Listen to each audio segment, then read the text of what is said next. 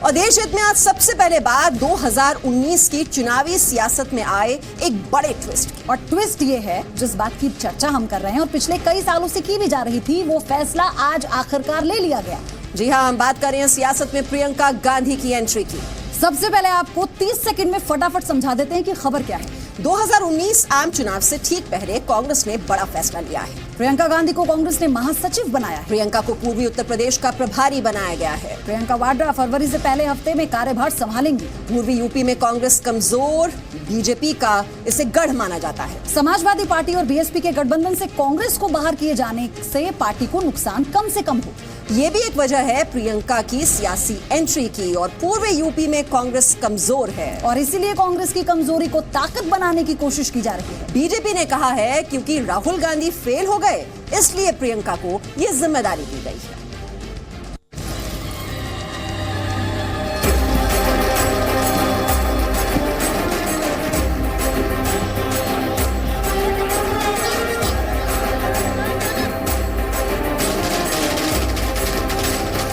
प्रियंका गांधी की सियासी एंट्री पर देश आज कुछ सवाल पूछ रहा है।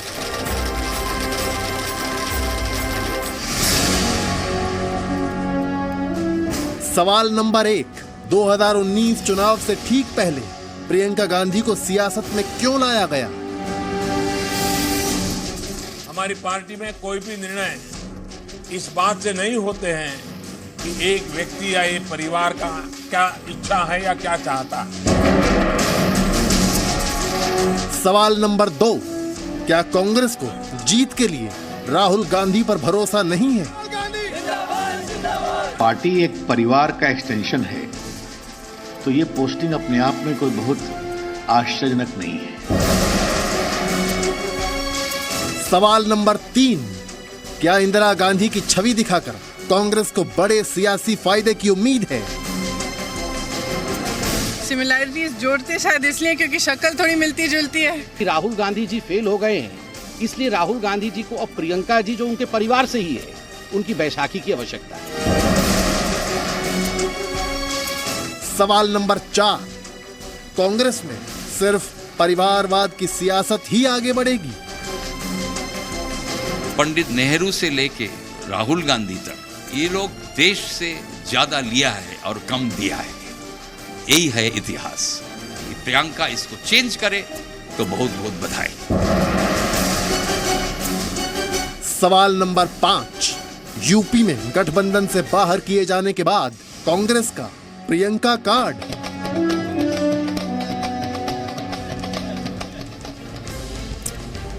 तो आज 23 जनवरी की तारीख, जिस दिन प्रियंका गांधी की राजनीति में एंट्री हुई, लेकिन आज ही के दिन मत भूलिए देश अपने एक महान सपूत को याद कर रहा है। तुम मुझे खून दो, मैं तुम्हें आजादी दूंगा का नारा लगाने वाले सुभाष चंद्र बोस की आज सालगिरह है। इस मौके पर नेताजी के प्रपौत्र चंद्र बोस ने कहा है कि पुरानी सरकारों ने बोस के लिए कुछ नहीं किया और उनकी पड़ताल से जुड़े तथ्यों को छुपाने का काम किया। और आज ही के दिन कांग्रेस ने परिवारवाद की सियासत में एक और कदम बढ़ा दिया है। अब आप समझिए कि सियासत में प्रियंका गांधी की एंट्री के मायने क्या है। Look at this atmosphere. What a player. Lovely, crisp, clean hit straight down the ground. सियासत के स्लॉग ओवर में प्रियंका करेंगी power hitting. Wonderful shot. What a player. 2019 की सियासी ट्रॉफी कांग्रेस को जिताएंगी प्रियंका।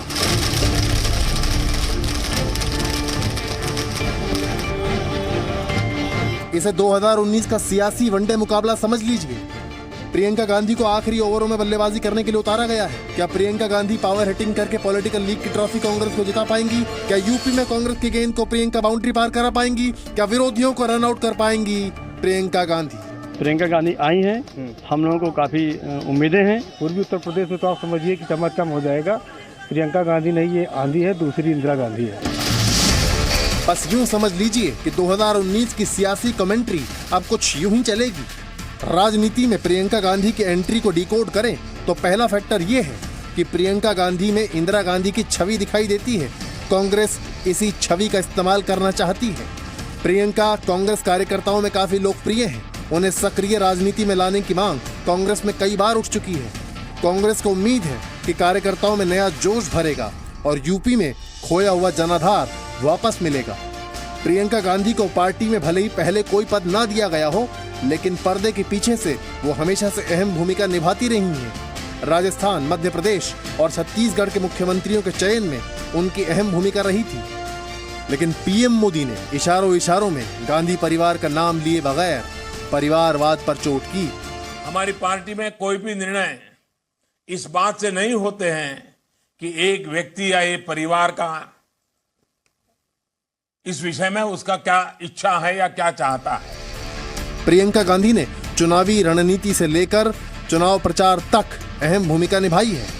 चुनाव लड़े बिना भी कांग्रेस में दिग्गज नेताओं वाला उनका कद रहा है। ऐसे में सवाल ये भी है कि क्या प्रियंका गांधी को सोनिया गांधी का सियासी उत्तराधिकारी बनाया जा सकता है। कांग्रेस अपनी परंपरागत सीट रायबरेली के लिए प्रियंका गांधी को मैदान में उतार सकती है। कांग्रेस को उम्मीद है कि प्रियंका के आने से यूपी में उसकी स्थिति मजबूत होगी। क्या कांग्रेस की रणनीति 2019 के चुनावी गेम को बीजेपी बनाम कांग्रेस बनाने की है। कांग्रेस चुनावी संग्राम को दो तरफा बनाकर क्षेत्रीय पार्टियों के वर्चस्व को कम करना चाहती है। रवि त्रिपाठी के साथ ब्यूरो रिपोर्ट, जी मीडिया। ये जो तस्वीर हम दिखा रहे थे, इसमें बैटिंग करती हुई नजर आ रही थी प्रियंका, लेकिन यहाँ पर सिक्सर लगाना उनके लिए बहुत मुश्किल है। ये बहुत ही चैलेंजिंग होने वाला है, बहुत ही मुश्किल चुनौती मिली है यहाँ पर प्रियंका को। तो चलिए आपको बताते हैं कि कांग्रेस से आखिर इतनी बड़ी चुनौती कैसे और क्यों मिली है प्रियंका गांधी को। देखिए, प्रियंका गांधी को पूर्वी उत्तर प्रदेश का ये प्रभार दिया गया है। पूर्वी उत्तर प्रदेश योगी आदित्यनाथ का गढ़ रहा है। बिल्कुल, और पूर्वी उत्तर प्रदेश में 30 लोकसभा की कुल 30 सीटें हैं लोकसभा की। 2014 की बात करें तो कांग्रेस को यहाँ कोई सीट नहीं मिली।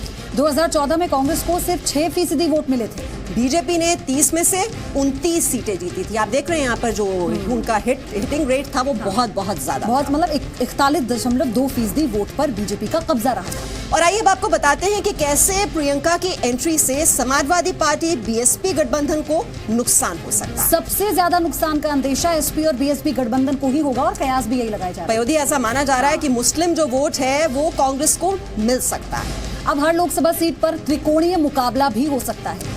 2009 में यहाँ कांग्रेस का प्रदर्शन दमदार रहा और प्रियंका के आने से कार्यकर्ताओं में जोश आएगा, ये तो तय है। महिलाओं के बीच कांग्रेस मजबूत हो सकती है।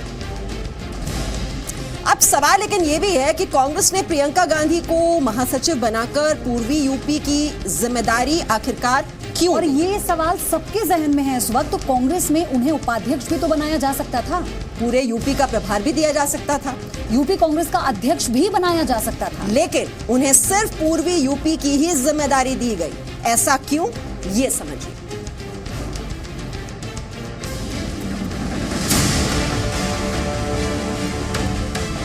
प्रियंका की एंट्री से यूपी की फाइट त्रिकोणीय हो गई। पूर्वी यूपी में योगी का किला ध्वस्त करेंगी प्रियंका। पूर्वी यूपी का प्रभार 30 सीटों पर आर पार। प्रियंका को पूर्वी यूपी की जिम्मेदारी देने के पीछे कांग्रेस की मंशा कुछ यूं समझिए कि यूपी के इस हिस्से के जरिए पार्टी की नजर यूपी के एक बड़े हिस्से पर है। इसे आप 2019 के लिए कांग्रेस का आखिरी दांव कह सकते हैं। प्रियंका की एंट्री से पूर्वी उत्तर प्रदेश की जो सीटें प्रभावित होंगी उनमें बलिया, गाजीपुर, वाराणसी, चंदौली, सोनभद्र, मिर्जापुर, फतेहपुर, प्रतापगढ़, सुल्तानपुर, गोरखपुर, कुशीनगर, देवरिया, प्रयागराज, कौशाम्बी, जौनपुर, अयोध्या, बस्ती, गोंडा, सिद्धार्थनगर, आजमगढ़, श्रावस्ती शामिल है। बड़े लंबे समय तक उन्होंने राहुल गांधी जी को कार्ड के रूप में इस्तेमाल किया। आज वो कार्ड फेल हुआ तो उन्होंने प्रियंका गांधी जी को इस्तेमाल करने की कोशिश की है। पूर्वी यूपी का सियासी समीकरण कुछ यूं है कि पूर्वी उत्तर प्रदेश में लोकसभा की 30 सीटें हैं। 2014 के लोकसभा चुनाव में कांग्रेस एक भी सीट नहीं जीत पाई। 2014 में कांग्रेस को सिर्फ 6% वोट मिले थे। पूर्वी यूपी में कांग्रेस को सबसे कम वोट मिले। पार्टी इसी को बदलने की कोशिश कर रही है। कांग्रेस पार्टी में रिजर्वेशन सिर्फ एक परिवार के लिए है और एक परिवार के सदस्यों के आगे वहाँ पे किसी के लिए कोई जगह नहीं। कांग्रेस की कोशिश पूर्वी उत्तर प्रदेश में 2009 के लोकसभा चुनाव के प्रदर्शन को दोहराने की है, जब उसने इस क्षेत्र में अच्छा प्रदर्शन किया था। ब्यूरो रिपोर्ट, जी मीडिया।